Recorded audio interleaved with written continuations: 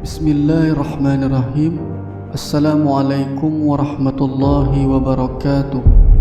Sahabat lisanku Islam yang dirahmati Allah, Al-Quran telah menyebutkan bahwa ada beberapa nama maupun golongan manusia yang sudah pasti akan masuk ke dalam neraka jahanam.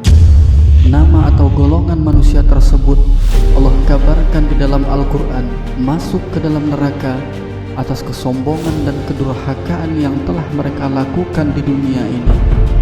Lantas, siapakah nama atau golongan manusia yang sudah dipastikan masuk ke dalam neraka jahanam tersebut?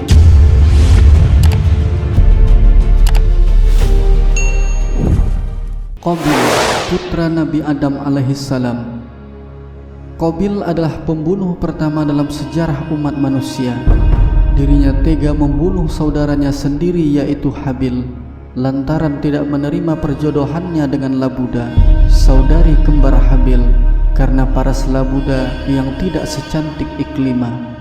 Karena sebab itu, Qabil juga akan menanggung dosa setiap kejahatan pembunuhan yang terjadi di muka bumi ini. Perlu sahabat lisanku Islam ketahui bahwa Habil tidak melawan sama sekali ketika Qabil hendak membunuhnya.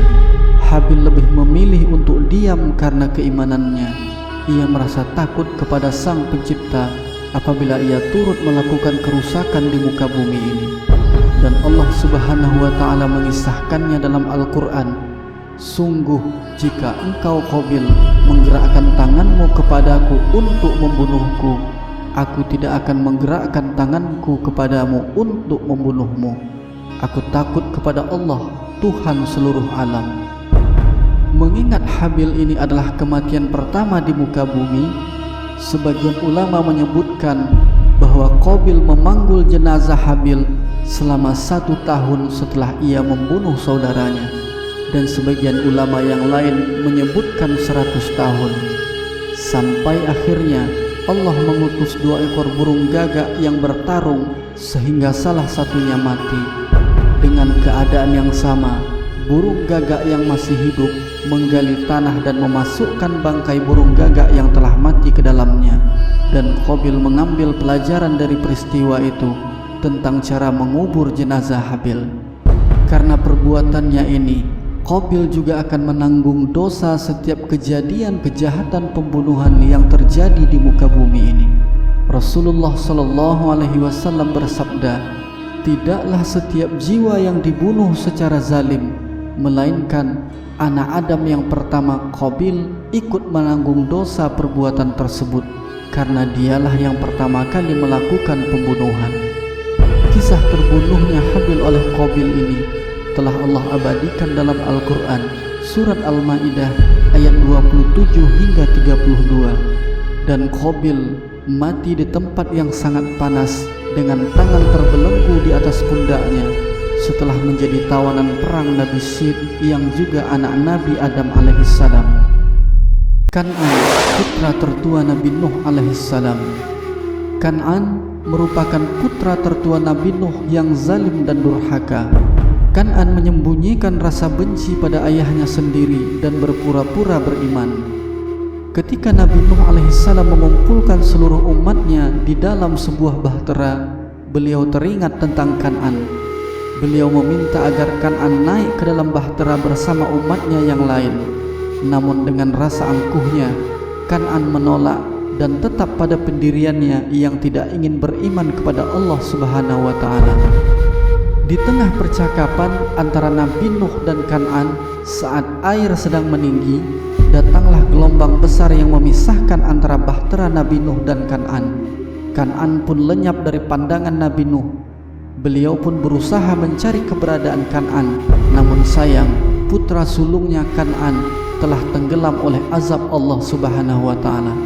Seketika itu, Nabi Nuh alaihissalam memohon kepada Allah, "Ya Tuhanku, sesungguhnya anakku termasuk keluargaku, dan sesungguhnya janji Engkau itulah yang benar, dan Engkau adalah hakim yang seadil-adilnya." Allah Subhanahu wa Ta'ala menjawab permohonan Nabi Nuh dengan peringatan, "Wahai Nuh, sesungguhnya dia bukanlah termasuk keluargamu. Sesungguhnya perbuatannya perbuatan yang tidak baik. Sebab itu, janganlah kamu memohon kepadaku sesuatu yang kamu tidak ketahui hakikatnya. Sesungguhnya aku memperingatkan kepadamu supaya kamu jangan termasuk orang-orang yang tidak berpengetahuan. Nabi Nuh kemudian menyadari kesalahannya dan segera memohon ampunan kepada Allah Subhanahu wa Ta'ala. Beliau segera mengikhlaskan kepergian putranya. Kisah ini Allah abadikan dalam Al-Quran, surat Hud ayat 43. Abu Lahab dan Ummu Jamil. Abu Lahab dan Ummu Jamil merupakan paman dan bibinya Rasulullah SAW. Meskipun mereka berdua adalah paman dan bibinya Rasulullah, mereka justru menentang dan mengganggu dakwah Rasulullah. Saat itu Abu Lahab seringkali melempari rumah Rasulullah dengan kotoran, memprovokasi masyarakat Quraisy dan mengadu domba, sedangkan istrinya Ummu Jamil senang menebarkan fitnah dan juga selalu memasang duri di jalan yang akan dilewati oleh Rasulullah. Dari banyaknya penganiayaan tersebut, Allah lantas menurunkan firman-Nya dalam surat Al-Lahab, "Binasalah kedua tangan Abu Lahab dan benar-benar binasalah ia. Tidaklah berguna baginya hartanya dan apa yang dia usahakan. Kelak dia akan masuk ke dalam api yang bergejolak, dan begitu pula istrinya, pembawa kayu bakar penyebar fitnah. Di lehernya ada tali dari sabut yang dipintal." Abu Lahab meninggal setelah terjangkit penyakit yang tidak diketahui jenisnya. Tubuhnya busuk dengan bau yang sangat menyengat dan dibiarkan tidak terurus selama 3 hari, hingga akhirnya dikuburkan dengan cara didorong ke lubang kuburnya, lalu dilempari dengan batu kerikil sampai tertimbun dengan rapat. Sedangkan Ummu Jamil mati secara tragis dan mengenaskan setelah tiba-tiba tali yang ia gunakan untuk menggendong kayu-kayu berduri melesat dan mencekik lehernya. Namrud adalah penguasa Babilonia, salah satu kota di Irak di masa Nabi Ibrahim. Selain angkuh dan sombong, Namrud juga menikahi ibunya sendiri, menentang agama tauhid yang dibawa oleh Nabi Ibrahim alaihissalam, dan menganut agama Tagut yang menyembah patung dan berhala. Suatu hari Namrud pernah berdebat dengan Nabi Ibrahim bahwa dirinya juga dapat menghidupkan dan mematikan manusia. Ia menentang Nabi Ibrahim sampai-sampai Nabi Ibrahim dibakar hidup-hidup. Namun Allah Subhanahu wa Ta'ala menyelamatkan Nabi Ibrahim, dan Allah menghukum Namrud dengan seekor nyamuk yang memasuki kedua lubang hidungnya. Lalu nyamuk itu tinggal di dalam hidung Namrud selama 400 tahun sebagai azab dari Allah untuknya. Begitulah hukuman bagi para penentang Nabi Allah. Mereka akan diazab di dalam neraka. Fir'aun adalah sebuah gelar yang digunakan untuk raja-raja Mesir kuno. Fir'aun yang berkuasa dan memerintah pada zaman Nabi Musa merupakan seorang raja yang sombong dan kejam karena kekuasaan dan kekayaannya yang sangat besar. Di dalam Al-Quran disebutkan bahwa Nabi Musa mengajak Fir'aun untuk hanya menyembah satu Tuhan. Namun Fir'aun tak percaya dengan Nabi Musa alaihissalam meskipun sudah memperlihatkan mukjizatnya. Ia justru memandang mukjizat Nabi Musa sebagai sihir. Bahkan ia mengaku Tuhan, dan secara mentah-mentah dirinya menolak ajaran dan dakwah yang dibawa oleh Nabi Musa alaihissalam. Akibatnya Allah menimpakan beragam hukuman kepada Fir'aun, seperti kemarau panjang yang menyebabkan kelaparan, angin topan, hama belalang, kutu, katak, dan darah yang bercampur di dalam sumur dan sungai Nil. Hingga akhirnya Allah menenggelamkan Fir'aun beserta bala tentaranya di dasar laut. Allah Subhanahu wa Ta'ala berfirman, "Maka kami siksa dia, Fir'aun dan bala tentaranya, lalu kami lemparkan mereka ke dalam laut. Maka perhatikanlah bagaimana kesudahan orang yang zalim." Saat Fir'aun hampir tenggelam, dia sempat mengucapkan bahwa dia termasuk orang yang percaya pada Allah. Namun pengakuan di akhir hayat itu sudah tidak diterima oleh Allah Subhanahu wa taala. Allah lalu mengangkat jasad Fir'aun sebagai bukti kekuasaannya dan pelajaran bagi umat setelahnya. Allah Subhanahu wa taala berfirman, "Pada hari ini kami selamatkan jasadmu agar kamu menjadi pelajaran bagi orang-orang yang datang setelah kamu. Sesungguhnya kebanyakan manusia benar-benar lengah tidak mengindahkan tanda-tanda kekuasaan kami." Azar, ayah Nabi Ibrahim alaihissalam. Azar adalah ayah Nabi Ibrahim alaihissalam. Ia adalah seorang pembuat patung, penjual, dan sekaligus sebagai penyembahnya. Ia membuat-buat sendiri Tuhannya lalu menyembahnya. Maka dari itu Azar, ayah Nabi Ibrahim alaihissalam, termasuk salah seorang penghuni neraka. Rasulullah sallallahu alaihi wasallam bersabda, Ibrahim alaihissalam bertemu dengan ayahnya Azar di hari kiamat. Di wajah Azar terdapat noda-noda hitam dan debu-debu. Ibrahim berkata kepada ayahnya, "Bukankah telah aku katakan untuk tidak mengingkariku?" Lalu ayahnya mengatakan, "Hari ini aku tidak akan mengingkarimu."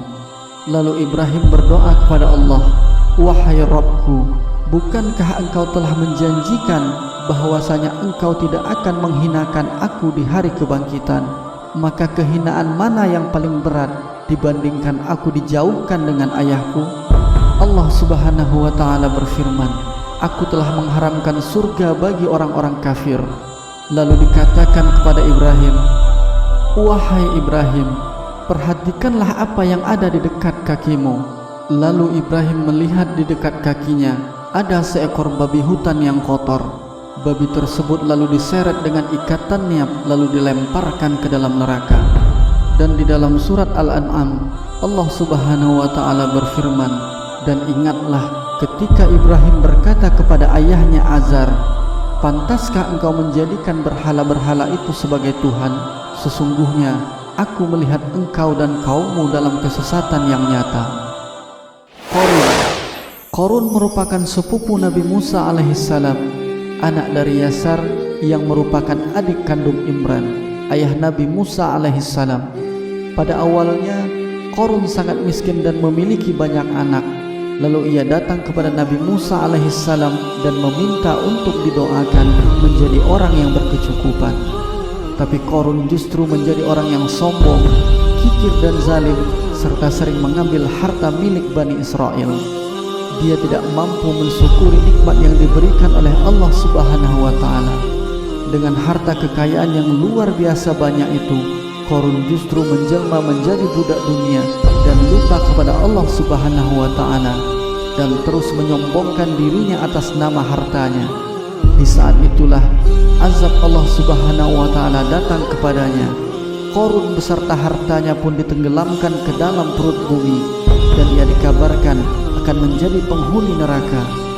Allah Subhanahu wa taala berfirman, "Dan juga Qarun, Fir'aun dan Haman sungguh telah datang kepada mereka Musa dengan membawa keterangan-keterangan yang nyata, tetapi mereka berlaku sombong di bumi dan mereka orang-orang yang tidak luput dari azab Allah." Haman adalah seorang pengikut setia Fir'aun pada zaman Nabi Musa alaihissalam. Dalam kerajaan Fir'aun, Haman menempati beberapa jabatan penting seperti menteri, penasehat, sekaligus pelaksana proyek pembangunan menara. Mereka ditenggelamkan oleh Allah Subhanahu wa taala di Laut Merah saat mengejar Nabi Musa dan para pengikutnya. Dikabarkan pula bahwa Haman akan menjadi penghuni neraka karena ia telah menjadi pengikut Fir'aun dan tidak membenarkan ajaran Nabi Musa alaihissalam. Allah Subhanahu wa taala berfirman, "Dan akan kami teguhkan kedudukan mereka di muka bumi, dan akan kami perlihatkan kepada Fir'aun dan Haman bersama bala tentaranya apa yang mereka selalu khawatirkan. Orang-orang yang menentang para nabi, mereka akan dimasukkan ke dalam neraka." Allah Subhanahu wa taala berfirman, "Beginilah keadaan mereka para nabi, dan sesungguhnya bagi orang-orang yang durhaka benar-benar disediakan tempat kembali yang buruk, yaitu neraka jahanam, yang mereka masuk di dalamnya, maka amat buruklah jahanam itu sebagai tempat tinggal. Istri Nabi Nuh dan istri Nabi Lut alaihissalam. Dalam tafsir Al-Jalalain dikatakan bahwa istri Nabi Nuh bernama Wahilah. Wahilah berkhianat kepada Nabi Nuh alaihissalam dan mengatakan pada kaumnya bahwa Nabi Nuh alaihissalam adalah orang gila. Sedangkan istri Nabi Lut alaihissalam bernama Wa'illah yang juga berkhianat kepada Nabi Lut alaihissalam. Ia memberitahukan kedatangan tamu Nabi Lut alaihissalam yang rupawan di rumahnya kepada kaumnya yang menyukai sesama jenis. Sedangkan tamu tersebut adalah malaikat utusan Allah Subhanahu wa Ta'ala. Kedua orang istri Nabiullah ini berkhianat dan menentang kebenaran dari Allah Subhanahu wa Ta'ala. Mereka berkhianat kepada suaminya dan tidak menerima ajaran yang dibawa oleh suaminya yang datangnya dari Allah Subhanahu wa Ta'ala. Dan kedua istri Nabiullah tersebut telah diancam oleh Allah Subhanahu wa Ta'ala masuk ke dalam neraka. Allah Subhanahu wa Ta'ala berfirman, Allah membuat istri Nuh dan istri Lut sebagai perumpamaan bagi orang-orang kafir. Keduanya berada di bawah tanggung jawab dua orang hamba yang soleh di antara hamba-hamba kami. Lalu keduanya berkhianat kepada suami-suaminya, tetapi kedua suaminya itu tidak dapat membantunya sedikit pun dari siksaan Allah. Dan dikatakan kepada kedua istri itu, masuklah kamu berdua ke neraka bersama orang-orang yang masuk ke dalam neraka. Itulah balasan azab pedih Allah bagi mereka yang menentang hukum Allah Subhanahu wa Ta'ala. Semoga Allah selalu menetapkan iman dan Islam bagi kita semua, dan semoga video ini bermanfaat. Assalamualaikum warahmatullahi wabarakatuh.